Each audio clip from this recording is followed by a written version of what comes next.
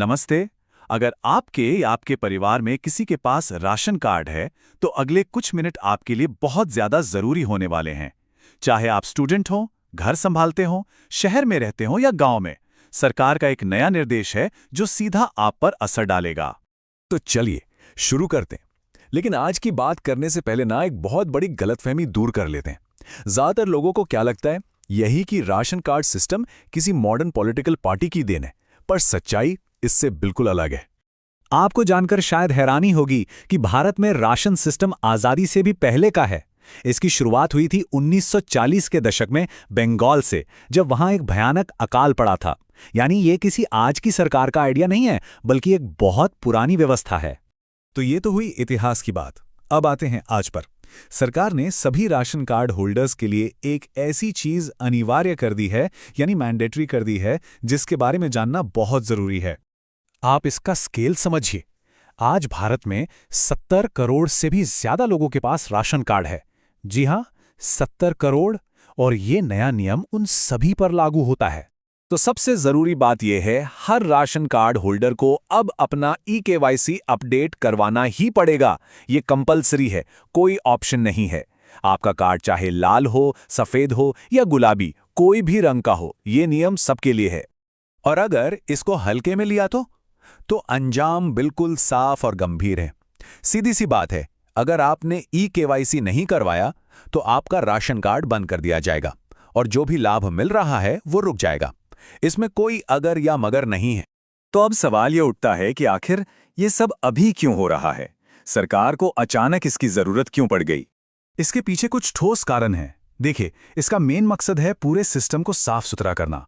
सरकार उन लोगों के नाम लिस्ट से हटाना चाहती है जिनकी मृत्यु हो चुकी है या जो लोग कहीं और शिफ्ट हो गए हैं, पर उनके नाम पर अभी भी राशन उठाया जा रहा है। बेसिकली फर्जी लोगों को बाहर करना है और ये पक्का करना है कि सरकारी मदद सिर्फ उन्हीं लोगों तक पहुंचे जिन्हें इसकी सच में जरूरत है। अच्छा, सिस्टम की सफाई के अलावा एक और बहुत इंपॉर्टेंट पहलू है, और वो है अपनी खुद की पात्रता यानी एलिजिबिलिटी चेक करना। अब इस बात पर जरा ध्यान दीजिएगा। कुछ ऐसे नियम हैं जिनके तहत एक व्यक्ति राशन कार्ड के लिए अनुपयुक्त यानी इनएलिजिबल हो जाता है। जैसे कि अगर आप इनकम टैक्स भरते हैं या सरकारी नौकरी में है, या आपके पास ट्रैक्टर या ट्रक है, एक से ज्यादा घर है या घर में एसी लगा है, तो आप इस स्कीम के लाभ के हकदार नहीं हैं। और इस चीज को बिल्कुल भी हल्के में मत लीजिएगा। सरकार अब एक्टिव होकर जांच कर रही है। अगर आप अयोग्य होते हुए भी राशन कार्ड का फायदा उठा रहे हैं तो आप पर कड़ी कानूनी कार्रवाई हो सकती है और भारी जुर्माना भी लग सकता है। तो इतनी सारी बातें सुनकर घबराइए मत। चलिए अब समाधान की बात करते हैं कि आखिर करना क्या है। देखिए, आपके सामने दो रास्ते बिल्कुल साफ हैं। पहला, अगर आप पात्र हैं तो बिना देरी किए अपना ई-केवाईसी कंप्लीट करवाइए। और दूसरा, अगर आपको पता है कि आप अब पात्र नहीं रहे, तो बेहतर यही है कि आप खुद से अपना कार्ड सरेंडर कर दें। इससे आप आगे होने वाली किसी भी परेशानी से बच जाएंगे। यही सबसे स्मार्ट ऑप्शन है। और ये ई-केवाईसी करवाना कोई मुश्किल काम नहीं है, बहुत आसान है। 3 सिंपल स्टेप्स हैं। पहला, अपने नजदीकी राशन डीलर के पास जाइए। दूसरा, अपना आधार कार्ड उन्हें दीजिए। और बस तीसरा स्टेप डीलर खुद करेगा। वो बायोमेट्रिक मशीन से आपका अपडेट पूरा कर देगा। हाँ, एक बहुत जरूरी बात, इसे ध्यान से सुनिए। ई-केवाईसी करवाने की जो आखिरी तारीख है यानी डेडलाइन, वो हर राज्य में अलग अलग है। तो इसके लिए किसी अफवाह पर ध्यान न दें। सही जानकारी के लिए अपने राज्य सरकार की ऑफिशियल वेबसाइट ही चेक करें।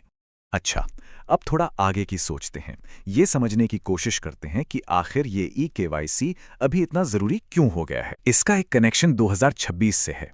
देखिए, साल 2026 भारत के लिए एक बहुत बड़ा साल होने वाला है। क्यों? क्योंकि इस साल देश की जनगणना यानी सेंसस होने वाली है। और खास बात यह है कि यह पहली बार पूरी तरह से डिजिटल होगी।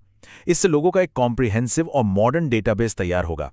तो इससे क्या होगा, ये सोचिए। जब 2026 में डिजिटल सेंसस से नया डेटा आएगा तो उसके आधार पर राशन कार्ड के नियम भी बदल सकते हैं। तो एक तरह से ये ई-केवाईसी ड्राइव उसी भविष्य की तैयारी का एक पहला कदम है। चलिए, इस चर्चा को खत्म करने से पहले एक बहुत ही आम गलतफहमी को हमेशा के लिए दूर कर देते हैं। ये राशन कार्ड के असली मकसद से जुड़ी है। इस बात को बिल्कुल साफ साफ समझ लीजिए। राशन कार्ड सिर्फ और सिर्फ कमजोर आर्थिक वर्ग के लोगों को फूड सिक्योरिटी देने का एक सरकारी जरिया है। ये आपकी नागरिकता का प्रमाण यानी प्रूफ ऑफ सिटीजनशिप बिल्कुल नहीं है। इसका एक ही काम है, ज़रूरतमंद लोगों तक अनाज पहुंचाना। और आखिर में ये पूरी एक्सरसाइज हमें एक बड़े सवाल पर लाकर खड़ा कर देती है। इस डिजिटल होते भारत में हम ये कैसे सुनिश्चित करें कि सरकारी मदद उन तक ही पहुंचे जिन्हें उसकी सच में ज़रूरत है, और इसका गलत इस्तेमाल भी रुके? ये एक ऐसा सवाल है जिस पर हम सबको सोचना चाहिए। तो ऐसी ही और जानकारी के लिए सब्सक्राइब कीजिए ऑल कैन स्टडी को। शुक्रिया। चलिए मिलते हैं अगले